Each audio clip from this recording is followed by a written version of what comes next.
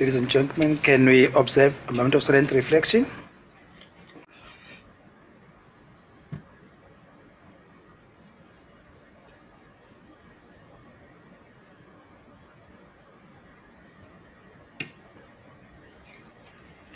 Thank you. You may remain seated.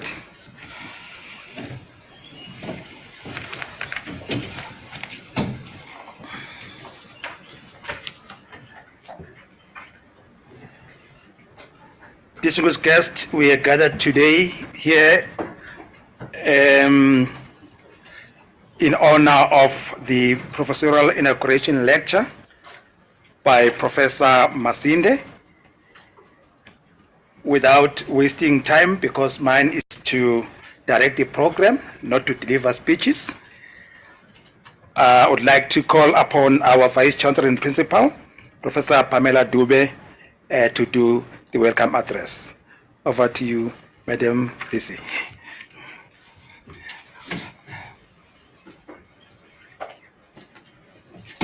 Thank you very much, Professor Ngidi. Members of Senate and Council, I think there were supposed to be also some members present online.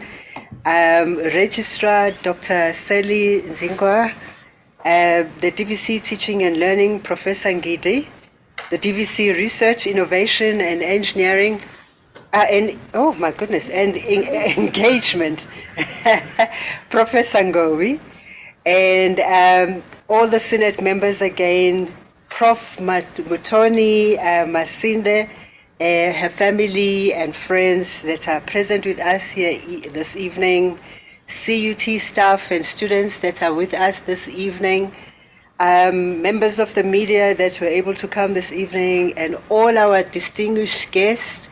But I shouldn't forget, of course, those who come from outside the province, who have come especially for this occasion. I recognize my former colleague from UWC, Professor, oh my goodness, I don't know what's happening this evening. Antoine, it's good to see you again. I think I remember the name first, Bagula. Good to see you, Prof. So this evening, Senate is hosting a professional inaugural lecture that will be presented by one of our distinguished academics, Professor Mutoni Masinde, an acclaimed scholar who believes that for any innovation to make an impact, it must be planned sober-mindedly in full recognition of beneficiaries' involvement and their respective roles on the project. We host this lecture this evening to recognize outstanding academics such as Professor Masinde for their prowess as researchers of note in their respective fields, and as a vehicle for our academics to contribute to the university's academic project and analyze the past and present so that the university remains relevant to its mandate of teaching and learning, research and community engagements.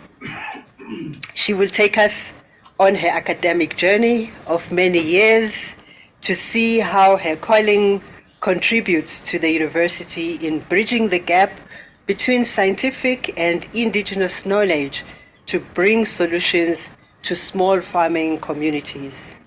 Her lecture, titled Going Back to Our Roots to Combat Climate-Linked Disasters, The Journey Across the Aitiki Bridge. We'll talk about the critical role of linking the university's endeavors with the communities to predict unpleasant drought conditions that wreak havoc on small-scale farmers in the continent. Her work is introducing new ideas that will conceive and develop innovative solutions which for some time now these farmers have been grappling with. To Prof. Masinde, congratulations on reaching this epic moment in your academic journey and being at the forefront of innovation. On behalf of Senate, I wish to take this opportunity to thank you for keeping the university relevant in the sector. We are grateful to your family also for being here with us this evening. I have just met your two sons, Barak and Pendo, and your lovely daughters, Imani and Nema. We're very delighted by your presence here this evening. This goes to your extended family, peers, and close friends who supported you throughout your journey. In particular, as I have been told, especially Professor Antoine Bagula, from the head of the Computer Sciences Department at UWC, and Supervisor. Thank you for your presence here this evening. In closing, we extend our gratitude to all role players that have made it possible for possible for this day to be where we are at this point. Your efforts have not gone unnoticed. We look forward to many more such remarkable occasions, showcasing the best of CUT's intellectual genius and expertise. I look forward to your lecture, Prof, and enjoy this special evening, everyone. Thank you.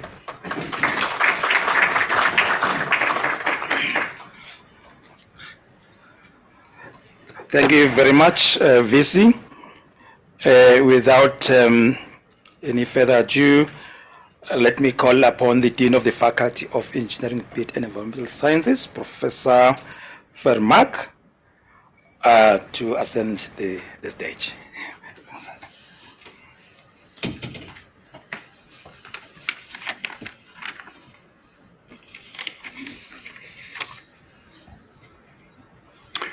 Good evening, ladies and gentlemen. It is this evening for me a big honor and a privilege to introduce to you Professor Mutoni Masindi. Mutoni Masindi is a professor and the head of the Information Technology Department at the Central University of Technology, Free State. She is an accomplished academic with over 25 years of experience in research, teaching, and academic leadership. She holds a BSc, MSc, and PhD degrees in computer science from the University of Nairobi in Kenya, the Free University of Brussels in Belgium, and the University of Cape Town in South Africa, respectively. Additionally, Prof. Masindi also holds an MBA from the University of the Free State. Prof. Masindi is an established computer science researcher and is recognized with the South African National Research Foundation with a category C2 rating as a researcher. She has published over 100 scientific publications and supervised several postgraduate studies. Prof. Masindi is also the founder and the CEO of ITIKI, which stands for Information Technology and Indigenous Knowledge with Intelligence. She has made significant contribution in the field of artificial intelligence, also better known as AI, what everybody is these days talking about. And then specifically in the subfields of artificial neural networks and the Internet of Things. Her research on the application of these technologies while incorporating indigenous knowledge in developing drought prediction tools for small-scale farmers has had tangible socio-economic impacts. The work has gained Prof. Masindi local and international recognition. And among other awards, Prof. Masindi was a DST 2016 Distinguished Young Woman Scientist. She has also received $500,000 US funding from the USAID under the Securing Water for Food, a Grand Challenge for Development. Prof. Masindi's work has also seen her attract invitations as a guest speaker, expert advisor, and reviewer across the globe. This includes invitation in a panel of experts at the World Bank Food Security Forum in Washington, D.C., being a regular research topic editor for frontier journals under artificial intelligence and drought thematic areas, as well as being chair of conferences such as SAIC, SIT, and Afritech. Additionally, she has retained an expert reviewer by the European Commission for more than 20 projects in two thematic areas, the Internet of Things and climatic change, and also has served as an expert reviewer for the Regional Scholarship and Innovation Fund, RSIF, and Partners for Skills in Applied Science and Technology that are run by the International Center for Insect Zoology and Ecology, called ICIPE. Prof. Masindi has also given talks and keynote speeches at conferences and seminars at various universities and research institutes. Moreover, Prof. Masindi is a public intellectual. She has shared her work on various media channels such as the ENCA, CNN, Voice of America, and the BBC World Service, as well as giving a TED Talk. She also feels very much at home in engaging and sharing knowledge with small-scale farmers in the rural areas of Eastern and Southern Africa.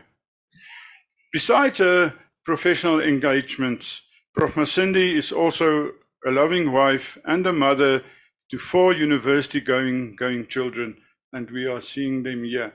I've earlier said that she has received a Young Woman Award, and if you look at the children, then the young women have become a lady.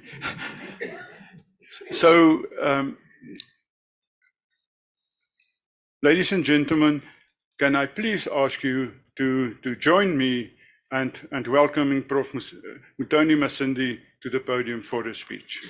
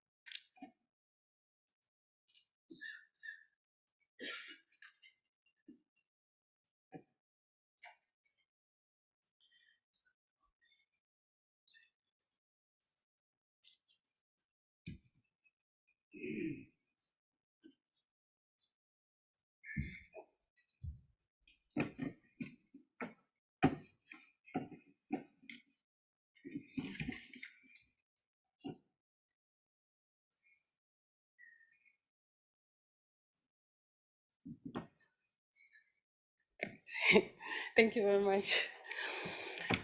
Oh. Thank you very much for the generous introduction. I'm indeed very delighted and honored.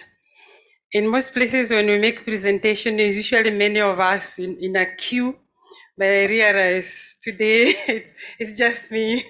So let's do this. Like the topic has been said a couple of times, I decided to call it a journey across the Itiki Bridge. And when the Dean was reading the definition of what Itiki is actually an acronym for Information Technology and Indigenous Knowledge with Intelligence, which is also the name of a local bridge in my community back home. We call it Itiki, so I decided to carry it to this level and almost patent it. Before I take you on the journey across the bridge, I'd like to take a few minutes to talk to you about my personal journey before where I am today. So I went to a rural school. I didn't want to put this as part of my details, Prof wouldn't pronounce it correctly. So I went to a rural school in some place in eastern Kenya. It's called Rugogwe Primary School. And from this, you won't conceptualize what I'm really talking about. Then I went to a high school, which is about 40 kilometers. Those days it took longer than the GPS is now, because the roads were not as good. And a few years ago, I decided to take a picture of the sign that showed where my primary school is. They will be cross with me if I don't say it has improved, but it really shows what I mean by a rural school. And my son didn't know this picture was here. This was taken one of the days we visited my home. So we still have granaries, where you store the crops. Now you see what I mean by rural school. But to put it into the context so that you know exactly where it's located, it looks like it's in central Kenya, but it's really, we call that the eastern part of Kenya. But I did eventually leave the village and went to the University of Nairobi, where I did my BSc in computer science, and a bit of the rural then kind of started leaving me, just a bit. After that, I took a flight. It was my first time to fly. So we went to Brussels, at the Free University of Brussels, but it has a Flemish name, which I'll avoid to pronounce for tonight. And there I did a master's in computer science. When I came home, their master's takes only 1 year. I didn't hang my boots. In other words, reading, I forgot it for exactly 10 years because I wore another set of boots. And my husband didn't, he was flying from Dar es Salaam, but there was some problem with his flight. I think he's watching online. So the 10 years I was also full-time wife and mother, but I was still working. I did teach all those years. After the 10 years, the youngest then was 6 years, the one in the younger son. So I left them and went to the University of Cape Town, decided Global South is a better place. Initially, I thought I would stay there, but I really never stayed there for more than 3 weeks because then the calls were coming. But somehow I realized I cannot, that boot, you can't hang that one. So I continued wearing 2 boots, studies and the family. And it may have taken me a bit longer, but I don't mind. So, but I did also go to the University of the Free State. This was very strategic. I needed to know how to run a business and also being HOD. So, and CUT, thanks for funding that for me. In my journey, I've had pillars. I come from a family of 6, 5 girls and 1 boy. And I didn't give honor to my father because despite being from the village, he could easily have said, these are X plus 5 cows, in form of dowry. And he didn't do that. He encouraged us not being schooled much himself. And it's interesting that today a fulfillment of one of his prophecies, when we were younger, he used to call me professor, and he's late now, but I'm sure wherever he is, his spirit is happy to see that dream of his come true. My mom is still alive. She's very proud of me, and she should be able to watch through one of my sister's phones tonight. That time we were smaller. Now we are grown men and women. We have one brother. So you see people have eaten and their mothers, and one of us among them is actually a grandma. So we are old. To my family, they are very special to me. My husband, for tonight, I'd like to thank him because the first check he wrote to pay about 40,000 rand as my tuition fees at the University of Cape Town. It was expensive. At that time, the conversion between Kenya shilling and the rand was 12. With that money, you could have bought a car, but he decided to take me to school. It's a rare gesture, especially if, okay, stop there. to my kids, they agreed to me to strap them on my back, literally. Sometimes when I went for what we required to do as academics, industrial attachment, I went with them, let's pack them in the car. And sometimes Professor Ngo, who was the dean then, wouldn't be in meetings in his boardroom, but my kids were somewhere in the basement doing assignments. If I was to change anything, I would have bought maybe a bus, so that each one of you would have your own road. They quarreled a bit about who is pushing who, the small car, but thank you. On the academic quotas are very important people. When we went to Brussels, we were on mobility program, something I value a lot. Professor George had been to East Africa and experienced the people. He knew Kiswahili. So one of the things when you arrived in Brussels, he taught us one phrase, but tonight in French, but I won't say it. But he said, I do not speak French, So whenever he spoke to us, I do not speak French, because it can be torturous. You coming from, we send our best. We were sent as our best. But in a short while, you don't speak Flemish, don't speak French, you feel very retreat. But he helped us. And that kind of strengthened me, because I realized what I know as a local person is important. What I don't know can come later. So he helped us and we grew. We never minded, but of course there are times we end up buying sugar instead of salt, because, but we were very proud East Africans. Prof. Bagula, I can't thank you enough. As a family man himself, he understood. I was supposed to be a full-time student, but I never lived in Cape Town. At some point, you discovered that it's disappeared by the night. There used to be a South African Airways flight that would fly to Nairobi, because especially that small one was crying a lot. And while I was at University of Cape Town, we had an extremely young professor, Marsden. He earned a lot of money, in my own words. So he funded us. We went to conferences. He sent us to America. Whenever you got your paper accepted, he paid for us. He also taught us one important thing, which has grown me as a researcher, multidisciplinary research. So he put us in one lab, people from chemistry, people from anthropology, and when you put molecules in one jar, the reaction takes place. In fact, I did not know that I knew about indigenous knowledge until I interacted with one of the PhD students doing chemistry.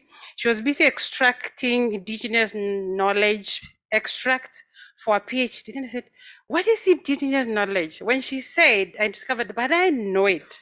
So somehow he changed the direction of my research. And unfortunately, he's also late. And I'd like to thank him, and may his soul rest in peace. So here is the journey. Here is the bridge. I decided to put it's myself on either side. My bridge represents equality.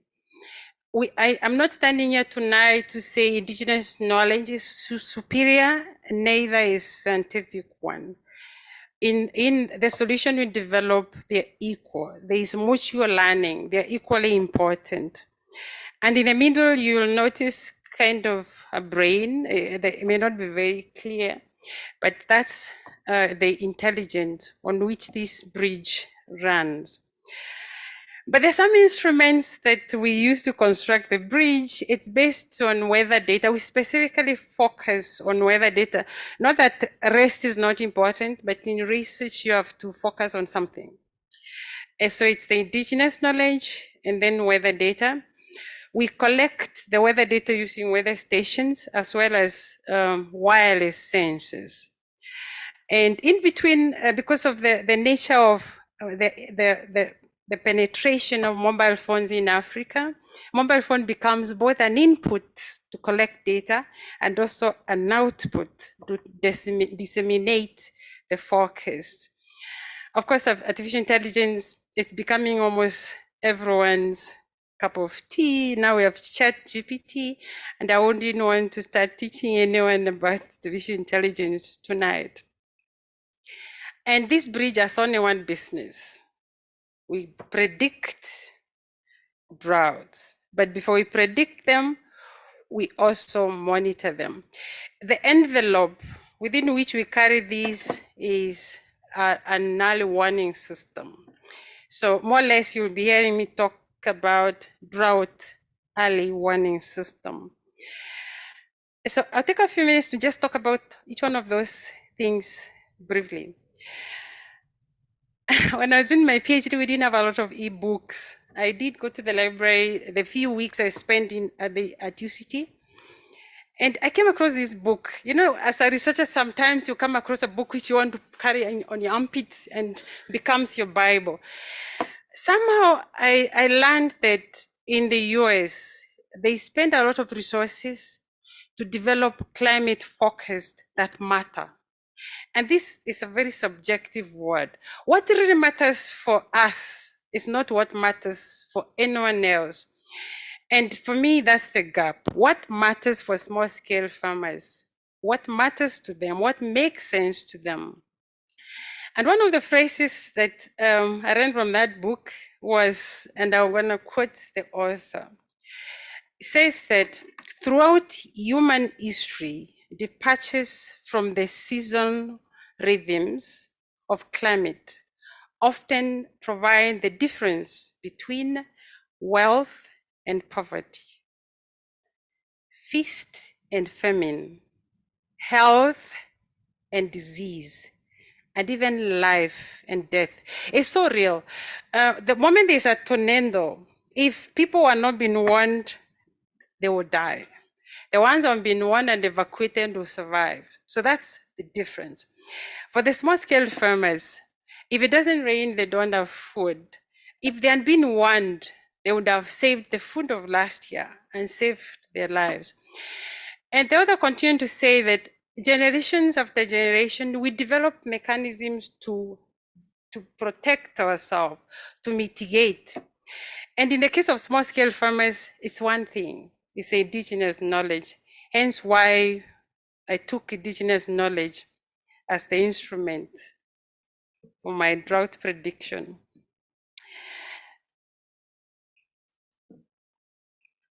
So I will just again talk about in 2 minutes what drought is, because it can be very, it's a difficult word. So drought just means simple thing. It did not rain.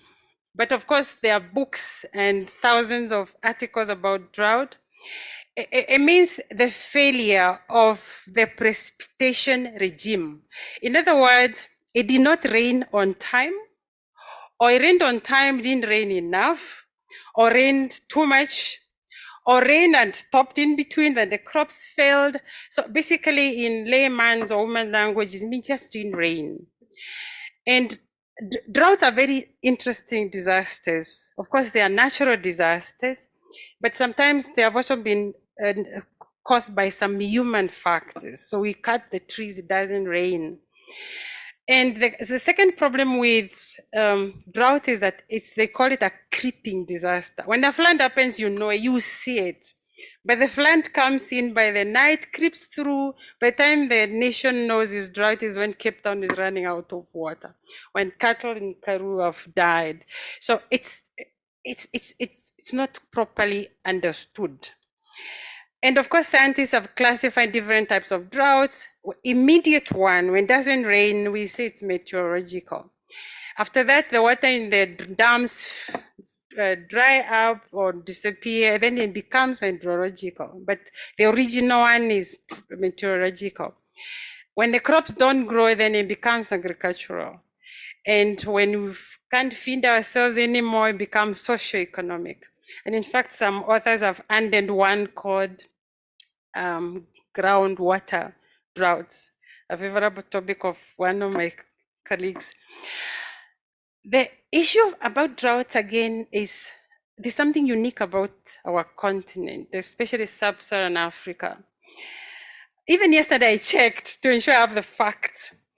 If you look at the data for 2013 to 2023, at any given time, there's at least one drought happening somewhere in our continent. And if you count them in numbers, the continent contributes almost 50% of them. And what's worse, If there's one drought somewhere in Europe, it might kill no one. If there's one drought in Africa, it kills so many of us. So there's really a problem. The second issue with drought is that they can take 5 years. Some droughts have come and lasted for 5 years, and they're extremely expensive. But there's the final problem, which is the small scale farmers affect them because they don't have irrigation systems. Hence why it's close to my heart. You saw I grew up, I've seen droughts. There's one I saw in between 1981 and 1984. The drought lasted from end of 1980 to beginning of 1985. Kids stopped going to school, there was no food. So there are serious droughts, there have serious consequences on humans and animals. And one thing we discovered when I was doing my research, drought early warning systems are not fully developed. You can begin guessing why, because they affect mostly the global south. So if we don't develop the solutions ourselves, then we are on our own. And one of the articles that was written about me by Voice of America, the lady decided to call me Africa's weather maven, and I decided this is my title. And so sometimes at home, my kids ask me, Mommy, weather maven, when is it going to rain? So disclaimer, this slide is going to produce a bit of scary noise, just to alert you. So what is indigenous knowledge really? It's not fluent.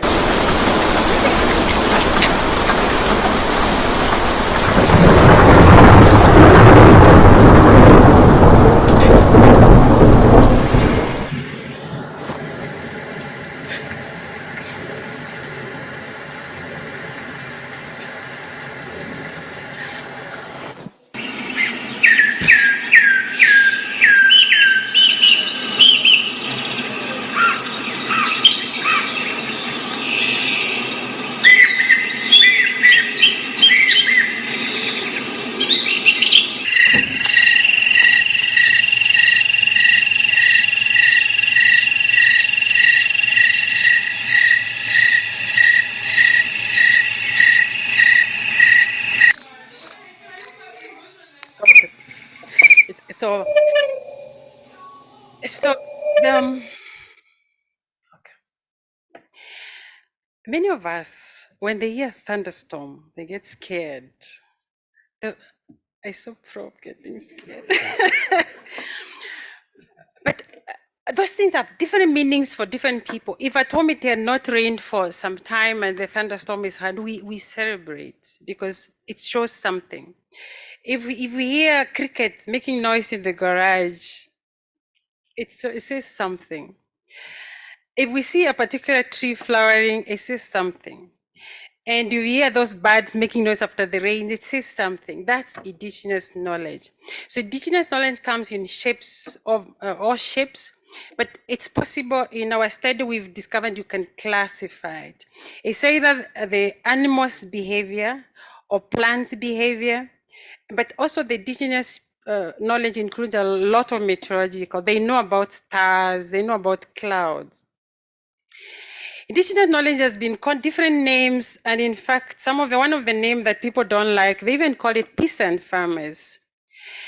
But what's unique about indigenous knowledge is they say it's tacit knowledge. It's knowledge that I hear the younger ones when they want to be naughty, they say, "Why did you do that?" I say, "Just, just."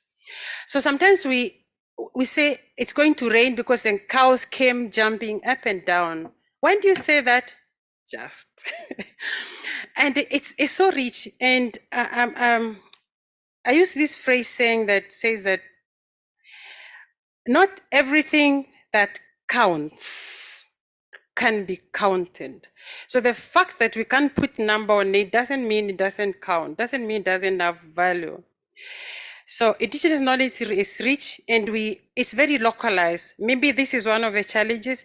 If I see this mango tree in my neighbor's house and I see the same mango tree 500 kilometers or 500 meters from my house, it means something different. So we harvest indigenous knowledge, incorporate it with the scientific one, and predict. But before we do that, I also wanted to mention 3 artificial intelligence tools we use.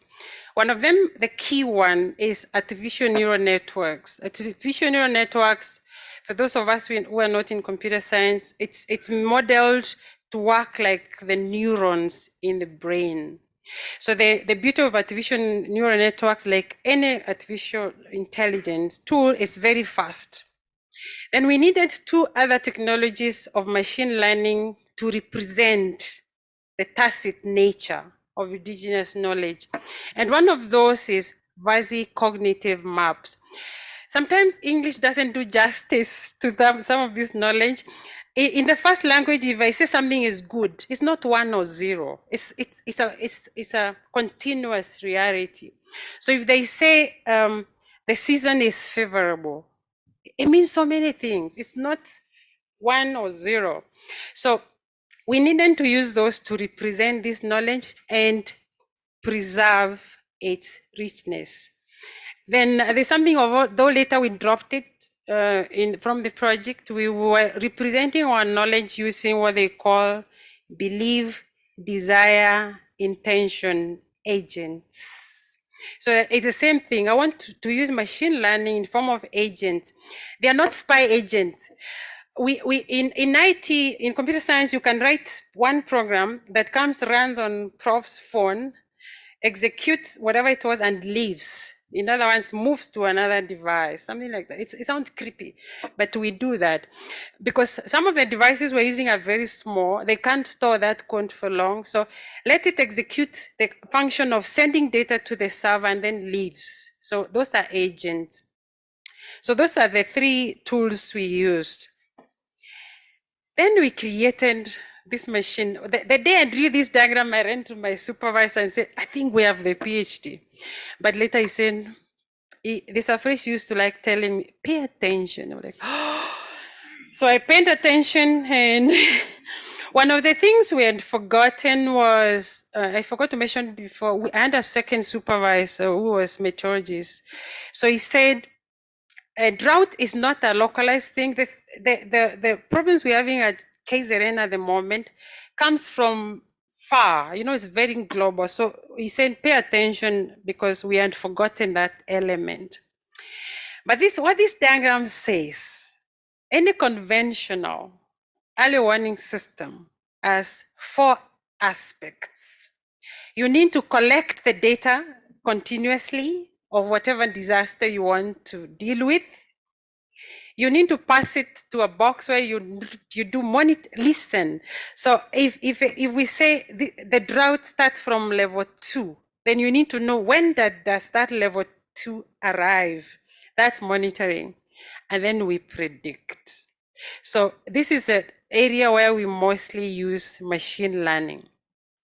Once you predict whether it's a drought or whether it's chemical pollution, whatever it is you're monitoring, you need to inform the people, evacuate them if need be.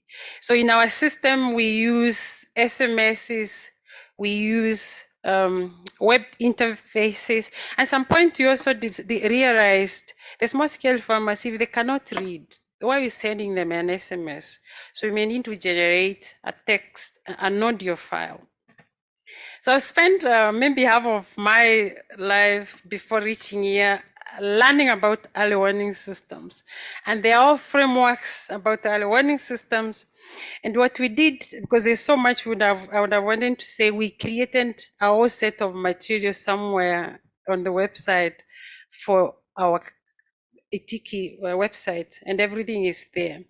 For example, one of the famous one was developed by world leaders somewhere in Japan in 2015, and they're calling it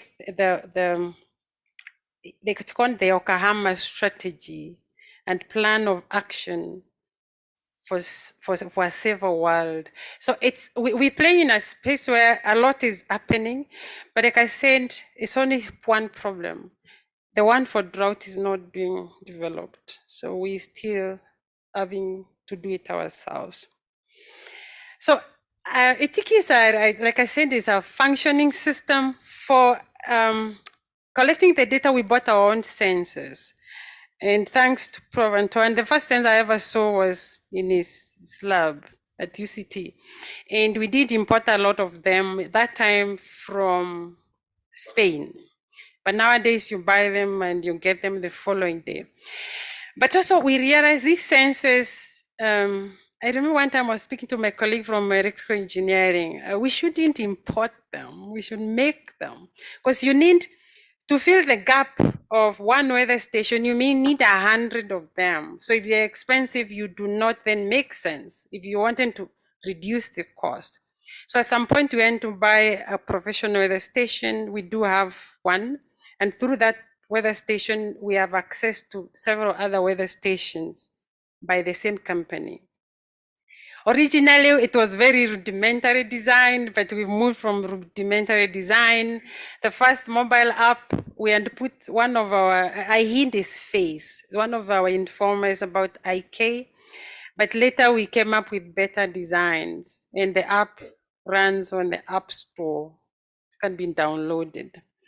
Those days we used to send SMS, very rudimentary SMSs, but we've moved from there. And we also have web interfaces that you can actually draw graphs of what's going on. Later, we partnered with South Africa Weather Service so that when we say it doesn't rain, it's not CUT saying it. It's South Africa Weather Service because they have that mandate from government. CUT doesn't have that mandate. So over the years, ETIKI has grown to be ETIKI Plus. For instance, the bridge itself was a bit weak because the way you represented drought knowledge, it meant that you cannot carry that bridge and use it for pollution. So one of the things that happened, through one of the PhD student, we decided to represent the knowledge using semantic-based approach. In other words, if I say drought in my first language and you say drought in your language, it means the same thing if you have a semantic middleware to do that. One of the problems we had, even with my second supervisor, was this thing of saying just, it cannot be explained scientifically. So we also spent time to come up with a scientific way of validating some of that data, but not all of it. So we only focused on weather law. So we do have a tool where you can say whether data is actually scientifically correct. I mean, indigenous knowledge. Again, that was one of the PhD students. We also applied it to demonstrate that ETIKI allows for creation of systems that are adaptive for obvious reasons. I see the author of that work somewhere in the room. And in the recent past, we realized that giving them the weather information is not sufficient. There's so many other issues. For example, if telling them it's raining without telling them when to harvest, it doesn't help. So we focused in the recent past on creating crop production optimization using machine learning so that you can tell the farmer, if you plant this way and do the following, you'll end up with 90% of yield as opposed to 50%. We also applying big data because the ETIKI, as you notice, is very generic. In fact, we would like to move ETIKI and go to sustainability because if you just apply the same logic, you get the same results. So we are applying ETIKI to predict infectious diseases because it's the same logic.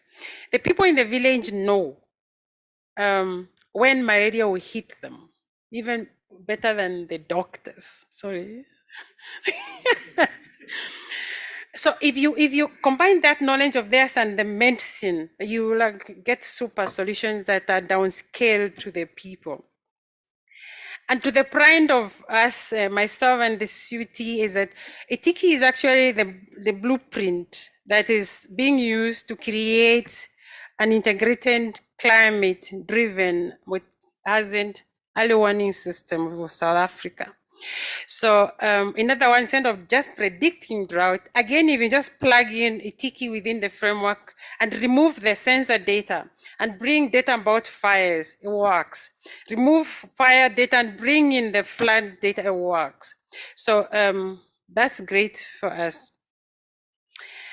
Then how can I stand up in front here today and say Itiki works?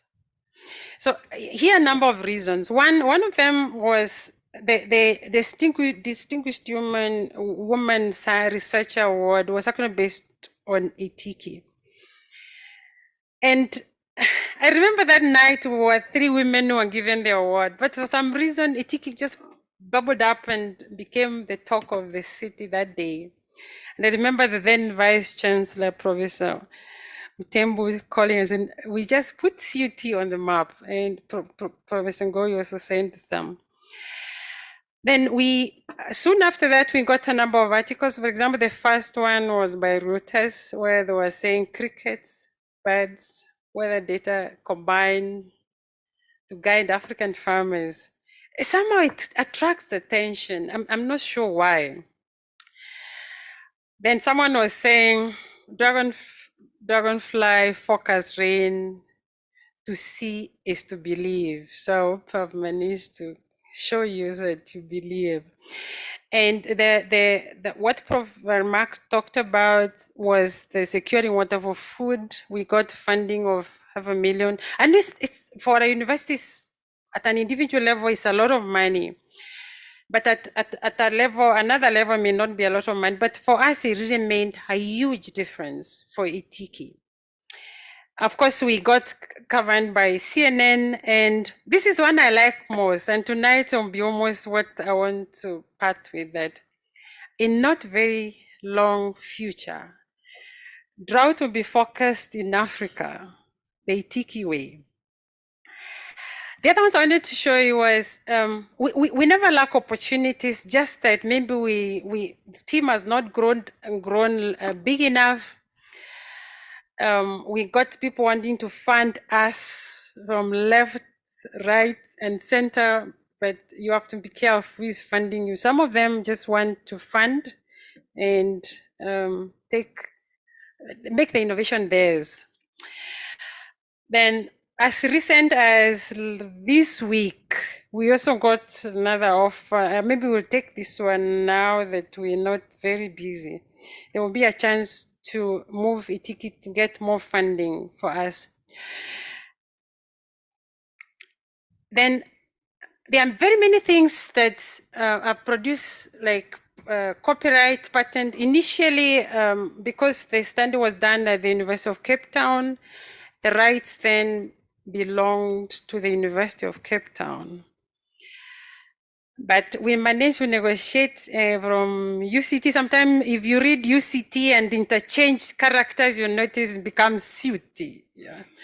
So we did manage to get the innovation out of UCT. Prof Bagula was involved in that negotiation, and we got it to us. As you can see from the copyright rule, says drought scenario warning system focusing tool, which is exactly what I was saying today. And we have copyright for that. And the reason why they gave it to CUT, as you notice, most of the subsequent developments happen in CUT. We use CUT funding. So NIPMO, which is in charge of IP issues in South Africa, did accept that, and IP was moved to CUT. We also realize we spend. You notice it's brand. Itiki is actually a brand. So we've registered this as a copyright, not copyright, trademark. So Itiki is a trademark registered. I think until 20. I saw it somewhere. I think until 2030 or something like that. And for me tonight, what makes Itiki something to reckon with is the fact that it changes small-scale farmers' lives. I come from that place when I even become emotional about it because the problem is serious. When we're in the city, we don't know what's going on out there. It's a serious problem. Even here, we've made tours to KZN. They are left to their own devices. And anything small that just makes a difference between planting today and planting next week immediately makes a huge difference. And when they plant and later you inform them, like I know in KZN, sometimes they're affected by frost. If you inform them, they take action and save their crop. So it touches lives. So at the moment we run it as a commercial service. We don't make money. We've been running it with the funding we had, but at some point we have to make money to survive. So they receive SMSs in their first language, and it makes a lot of sense. Like I said, most of them don't read, but at least they get someone to read for them. And what that resulted in for us in huge impact. And I was saying even 2% impact, it means so much for those farmers. So over the years, we achieved 11%. When we spread ourselves and become a tiki predicting droughts in Africa, then we'll move to 15%. The other thing that we've done is the actual documentation of indigenous knowledge leads to conservation. If I ask my kids about indigenous knowledge, they don't know anything. So is their generation, which means that if we don't conserve, document, and conserve it today, it will be gone forever. And that's what Titiki is doing. Document it and conserve it. We're doing so in Limpopo, and we did so in KZN. Of course, when we have more money, we'll do it for everyone else. We've done so in Mozambique, and largely we also did so in my village. So addressing climate-related challenges necessitates the integration of the status quo. If you just tell them near normal, it doesn't help them. Etiki is also, and I can confirm this, to me, is a way of stopping the transfer of northern designs to the southern realities. So we buy early warning systems. I know many of a couple of them are in use. They were designed for a different environment. You'll only notice 10% of that system is working for you. So, and to me, that's transferring things were designed in the north to very different realities that exist in our global south. And if we adopt that approach, then we'll result in innovations that solve Africa's problems and relate to the African Union slogan of Africa solutions to Africans' problems. And Etiki is going to revolutionize drought prediction.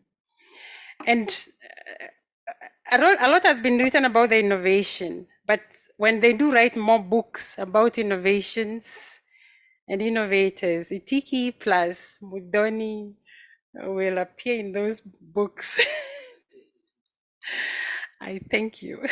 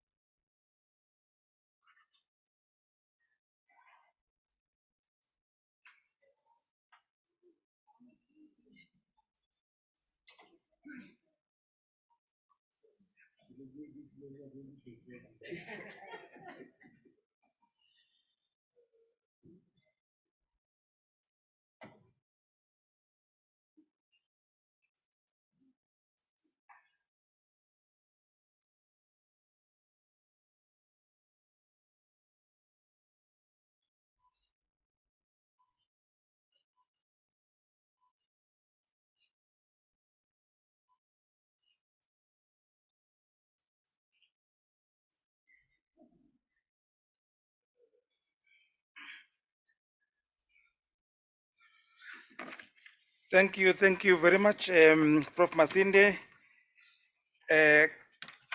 Can I now call upon Professor Ngowi, our DVC Research Innovation Engagement, to do the vote of thanks. Over to you, Prof.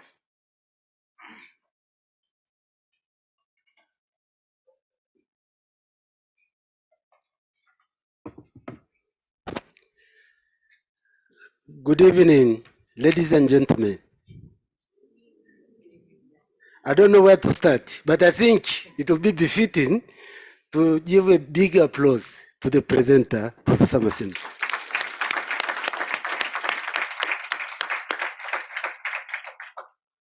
Professor Masinde educated us in many ways, using indigenous knowledge and the very, very modern technologies of artificial intelligence. The key issue of this presentation is the impact which the study has on humanity. It's simple that we hear there is drought, there is climate change, and then the new technologies which are coming in. So I just want to see what is the lesson can we learn from the presentation which was made. I could discern 3 impacts. The first impact, which I've seen here, is that the improved drought prediction and preparedness, which is facilitated by Itiki Bridge, directly aligns with the Sustainable Development Goal number 13. And this says climate action. So by integrating indigenous knowledge with scientific approaches and technology, farmers receive accurate drought forecasts, enabling them to take proactive measures to adapt and mitigate the impacts of climate change. This contributes to building resiliency and reducing the vulnerability of agricultural systems.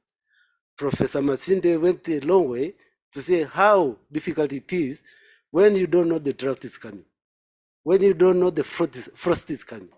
But if you are warned, then you can take action. And she testified that when she warns farmers, then they take action. The second impact of this study, which has been presented here, is that enhanced agricultural decision making empowered by the ETIC system corresponds to Sustainable Development Goal number 2 and number 12. Number 2 talks about zero hunger, and number 12 talks about responsible consumption and production.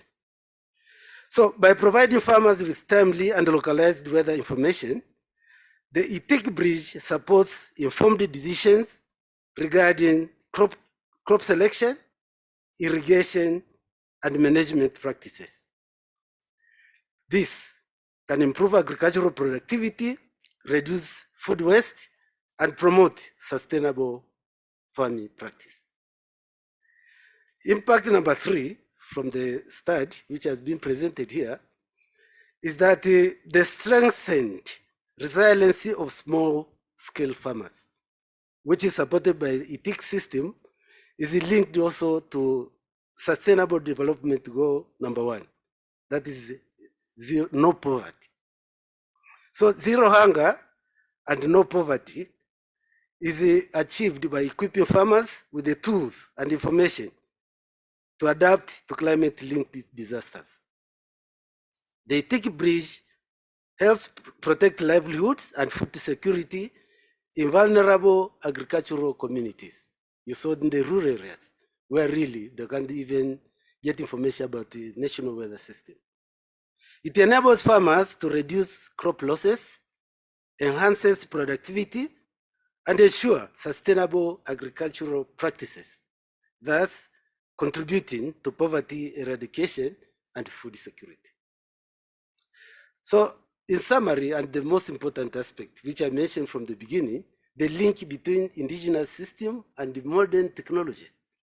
So ETIC has shown that by integrating indigenous knowledge with fourth industrial revolution technologies, which includes artificial intelligence, Internet of Things, big data, data analytics, we can harness the wisdom of local communities and combine it with cutting-edge tools to address complex challenges like climate change. The synergistic approach not only strengthens the credibility and effectiveness of indigenous knowledge, but also unlocks its transformation in finding sustainable solutions, promoting inclusive development, and bridging the gap between traditional wisdom and modern advancements. Colleagues will often, when you hear about indigenous knowledge, people think about some knowledge there which you should simply cast aside, or is only relevant to a local population. But now, when we bring now the modern technologies, the fourth industrial revolution technology, and combine with the indigenous knowledge, then there we got it. So colleagues, let's not downplay the importance of this combination. And we have seen through Tiki, it can be done. So we say then, ultimately, by leveraging 4IRA technology to enhance indigenous knowledge, empowers communities, preserves cultural heritage, and fosters more equitable and sustainable futures for all. So, ladies and gentlemen, that is my take of this presentation. And I believe if you didn't get it right from the horse's mouth, then the lesser horse of mouth has indicated the three impacts. So at this stage then, let me once again congratulate Professor Masinde for the well-presented inaugural lecture. If you can give her a big applause again, please.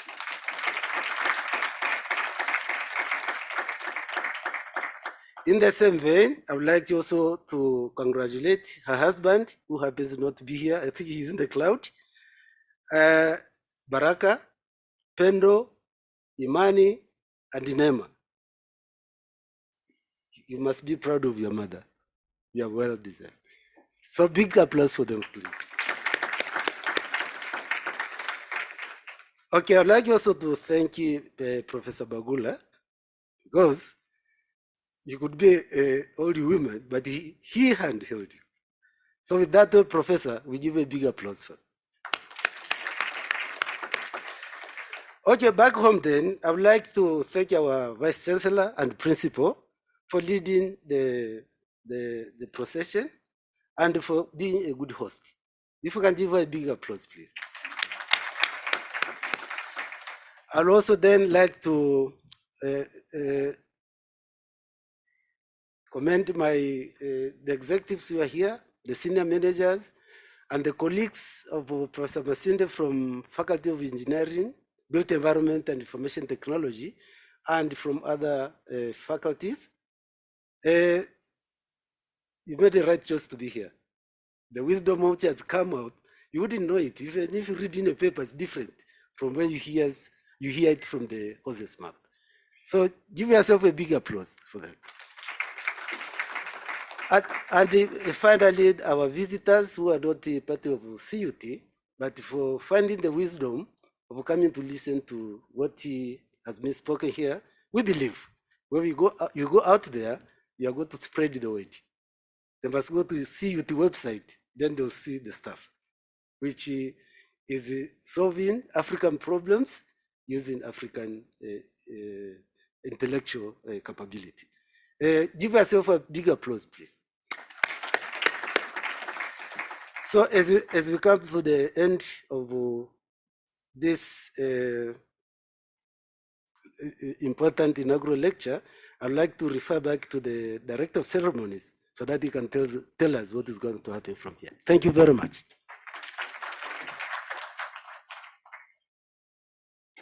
Thank you, Prof. Ngowi.